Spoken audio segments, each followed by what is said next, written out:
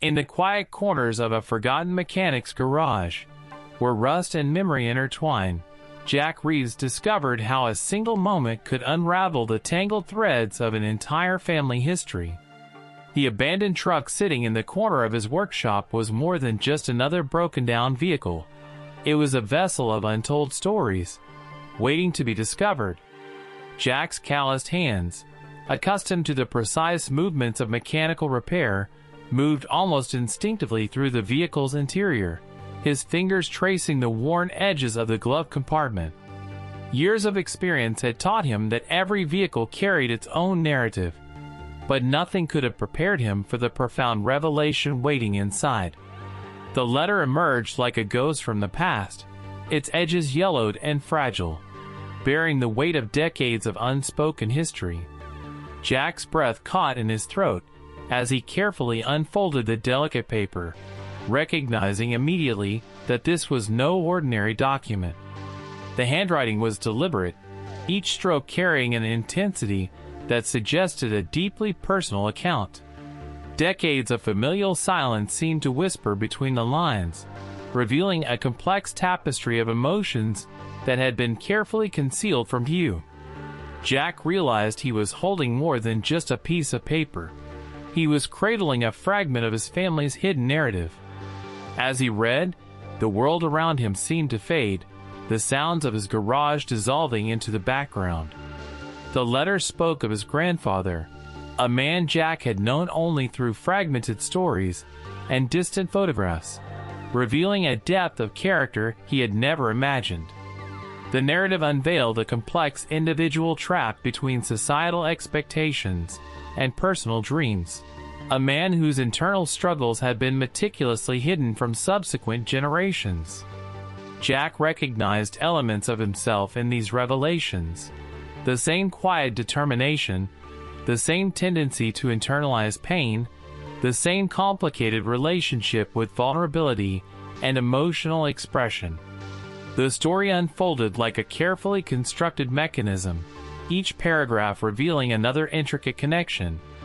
His grandfather had been a veteran, returning from war with wounds far deeper than the physical scars visible to the world. The letter detailed moments of profound struggle, the challenge of reintegrating into civilian life, the silent battle with what would now be recognized as post-traumatic stress, and the immense difficulty of communicating emotional pain in an era that demanded stoic masculinity. Jack felt a profound sense of connection, understanding for the first time the unspoken legacy that had been passed down through generations of his family. Mechanically precise, yet emotionally raw, the letter described a series of missed opportunities and unresolved conflicts. Jack's grandfather had dreamed of becoming an engineer, his technical skills and innovative mind constrained by economic limitations and familial responsibilities. Instead of pursuing his passion, he had taken a job at a local factory, channeling his creativity into small, private projects that were never fully appreciated or understood by those around him. The parallels with Jack's own life were striking. The same sense of potential constraint, the same quiet resilience in the face of unfulfilled aspirations. The narrative took unexpected turns, revealing complex family dynamics that had remained hidden for decades. Tensions between Jack's grandfather and his own father had created a generational divide, a chasm of misunderstanding that had never been bridged. Unresolved arguments, unexpressed emotions, and the weight of unspoken expectations had created a legacy of emotional distance that had rippled through the family like a persistent fault line. Jack felt the weight of these unresolved histories, understanding for the first time the intricate emotional machinery that had shaped his own experiences. As he continued reading, Jack discovered a series of remarkable details about his grandfather's life, secret inventions, community contributions, and moments of quiet heroism that had gone unrecognized. The letter revealed a man far more complex and nuanced than the limited stories Jack had heard growing up. His grandfather had been an innovator, someone who saw potential in broken things, who understood that with careful attention and precise intervention, something damaged could be restored to its original purpose, a philosophy that resonated deeply with Jack's own approach to mechanical repair. The emotional landscape of the letter was punctuated by moments of profound vulnerability. Jack's grandfather wrote candidly about his struggles with depression, the challenge of maintaining hope in difficult times, and the constant battle to maintain dignity in a world that often seemed indifferent to individual suffering.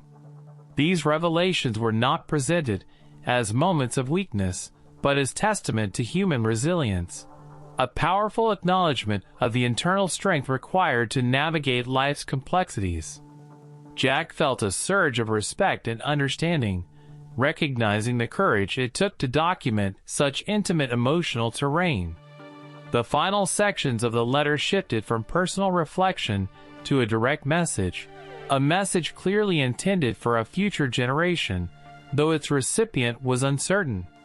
Jack's grandfather wrote about the importance of understanding one's history, of recognizing that personal growth requires confronting uncomfortable truths.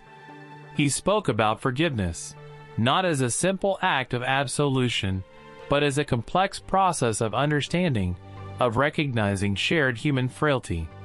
The words seemed to reach across decades, speaking directly to Jack's heart with a clarity and compassion that transcended time. In that moment, surrounded by the mechanical remnants of countless vehicles, Jack understood that some repairs extend beyond physical restoration. Some broken things can only be healed through understanding, compassion, and the courage to confront painful truths. The letter was more than a historical document. It was a bridge connecting generations, a silent invitation to heal unresolved familial wounds. Jack's hands, which had spent years precisely calibrating machines, now held the delicate task of reassembling the fragments of his family's emotional history, piece by fragile, profound piece. The rusted truck sat silently at the edge of Miller's salvage yard, its weathered frame telling stories of forgotten journeys. Dust danced across its cracked windshield, hiding secrets that had waited decades to be discovered. This was Jack Reeves' world, a small-town mechanic whose life had been a series of predictable repairs and quiet desperation, until one ordinary Tuesday would change everything. Jack's hands, calloused from years of wrestling with engines and transmissions, moved methodically around the abandoned vehicle.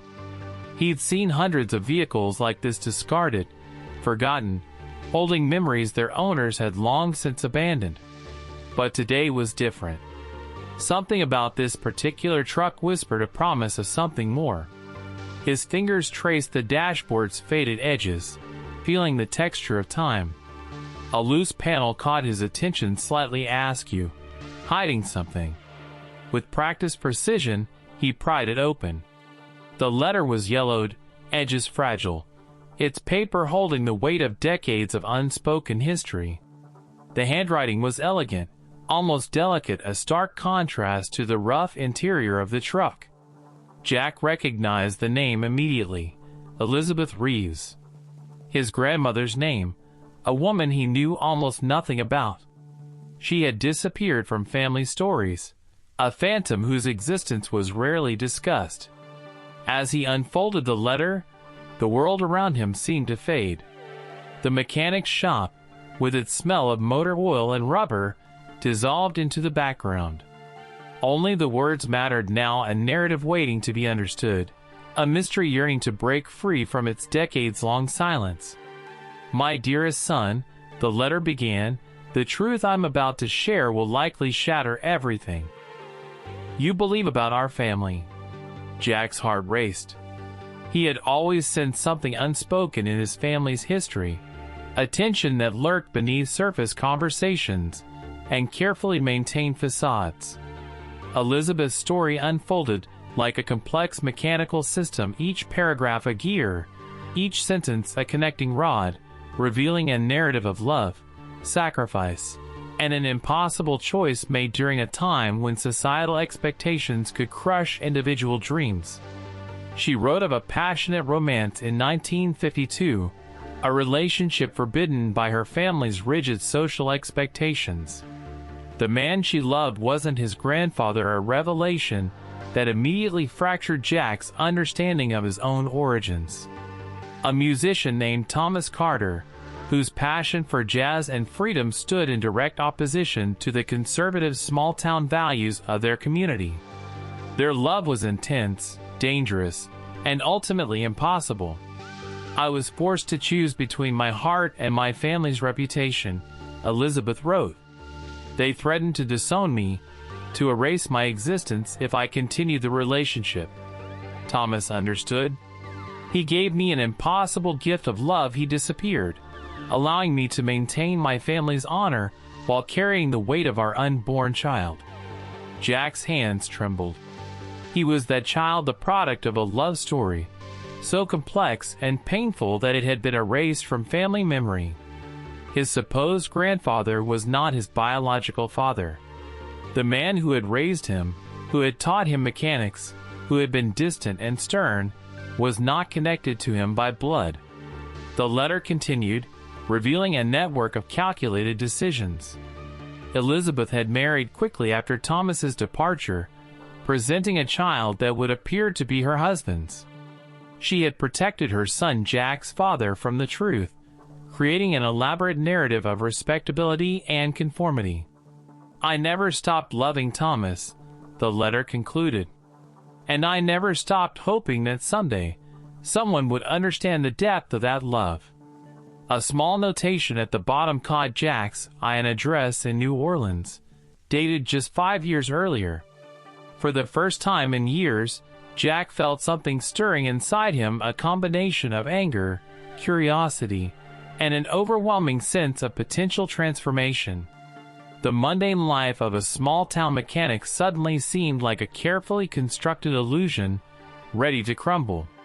He thought about his own life, decades spent in this tiny garage, fixing other people's machinery, while his own emotional engine had remained static.